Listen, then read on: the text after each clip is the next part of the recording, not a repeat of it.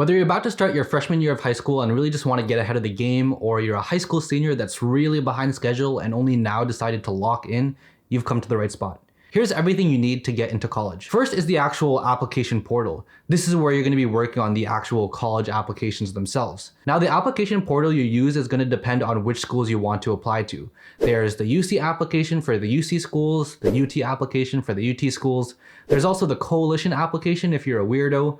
But for almost everyone, you'll be using the Common App. This is where you can input all your information and choose which schools you want to actually apply to. But what information do you need? To start, the Common App will ask you for a lot of really basic information. Things like name, age, where you're from, what school you went to, what family members you have, really basic stuff like that. Next, you're going to give them your GPA. This is your grade point average, which takes into consideration the grades you've gotten in all of your classes and how difficult those classes were. So if you took an honors or college level class, they'll typically gain more weight in the calculation than regular level classes.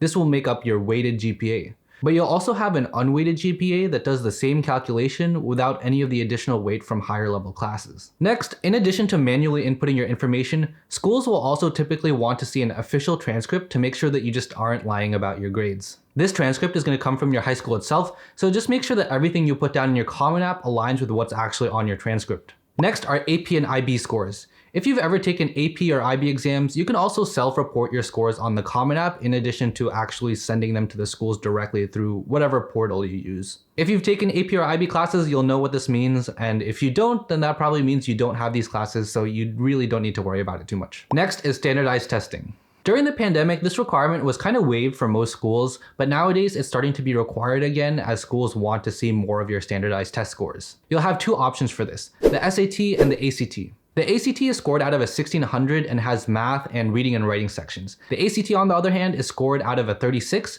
and has math, reading and writing, and science sections. Students sometimes ask which one it's better for them to take, but it honestly doesn't matter which one you end up taking because they'll be viewed equally in the minds of whoever ends up reading your application. So it's up to you to see which one you prefer. But in my mind, I think it'll be easier to score higher on the ACT just because it has a narrower range for scores. Now, studying for the SAT and ACT can be really stressful, which is why I'm partnering with Acely, the sponsor of today's video.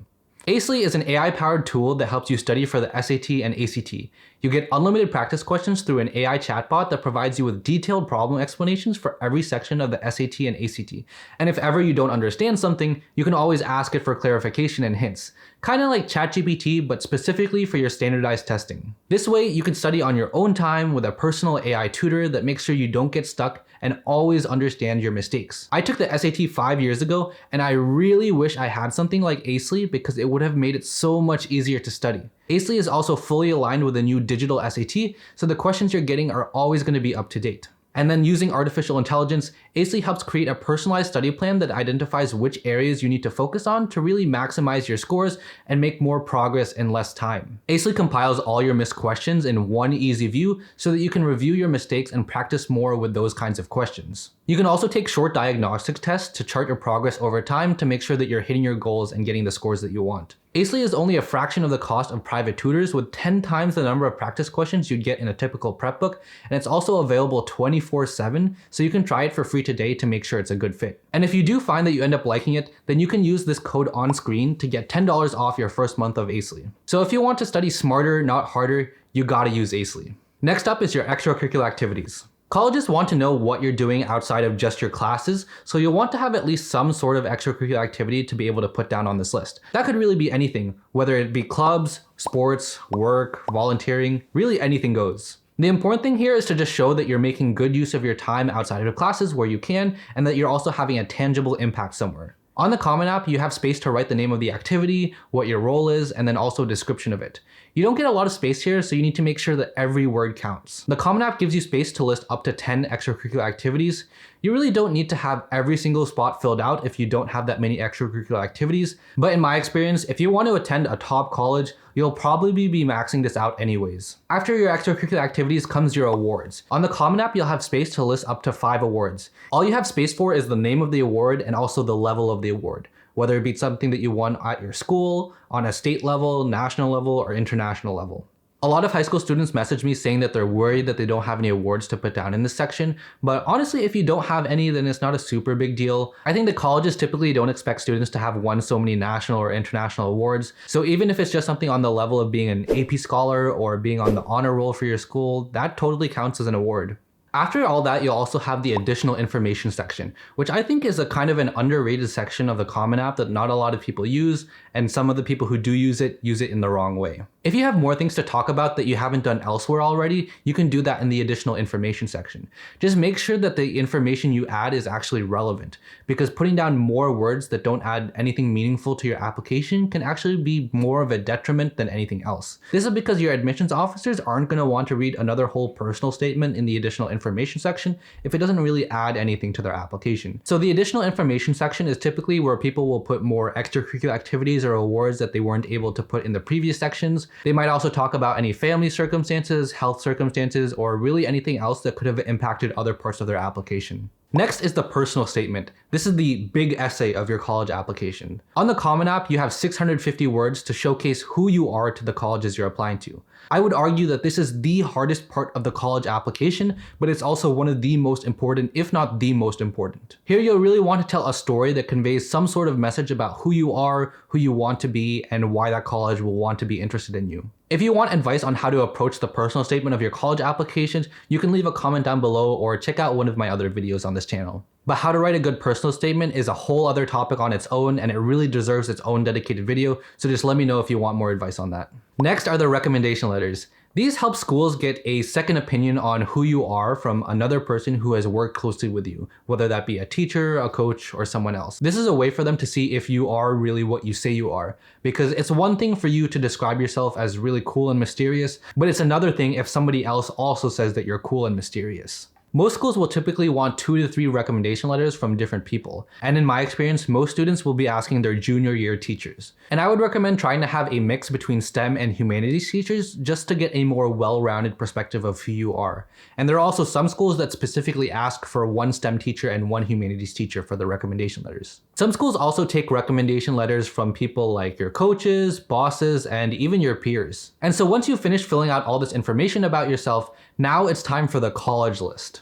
The Common App is where you'll be able to add most of the schools you'll be applying to, but if you want to apply to some schools that aren't on the Common App, like UC schools, UT schools, MIT, Georgetown, you'll have to use separate application portals for them.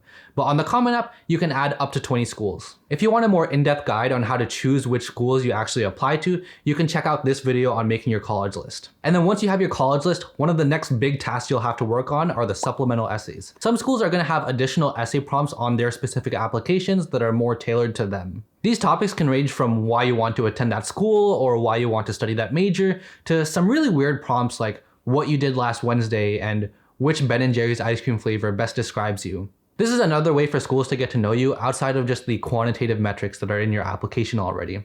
And once again, the supplemental essays are their own entire thing, so if you want more advice on how to approach the supplemental essays, as well as advice on how to approach these particular different kinds of supplemental essay prompts, leave a comment down below or check out some of the other videos on this channel. And once you have all that finished, in addition to filling out some basic questions on the applications for each individual school, it's time to submit. You can submit your applications either early action, early decision, or regular decision. These describe 3 different timelines for when you actually submit your application, and they each do their own different thing. These are split into 2 different rounds, the early round and the regular round. For the early round, you have early action and early decision, and for the regular round, you just have regular decision. Early action is what it says. You fill out your application and submit earlier than most other people. This also means that you get your decision earlier, and in some cases, you might get a boost to your admissions chances just by applying early. Some high-ranking schools like Harvard and Stanford also have what's called restrictive early action, which means that if you decide to apply to one of those schools early action, you can't apply to any other private universities also early action,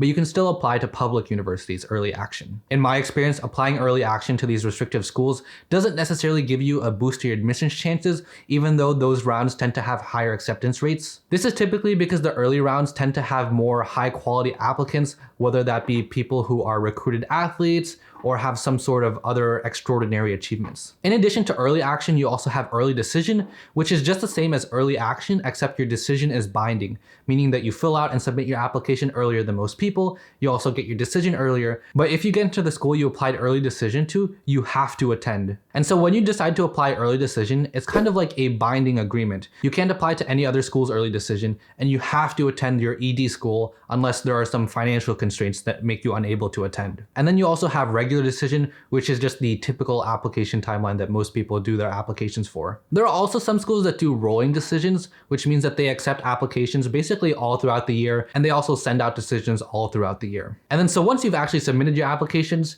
now you just gotta wait. And after a few months, hopefully you get into a college that you want to attend. And that's basically it for how to apply to colleges. Now, if you want more advice on particular parts of the college application process, or you just have any other questions, leave them in the comments down below.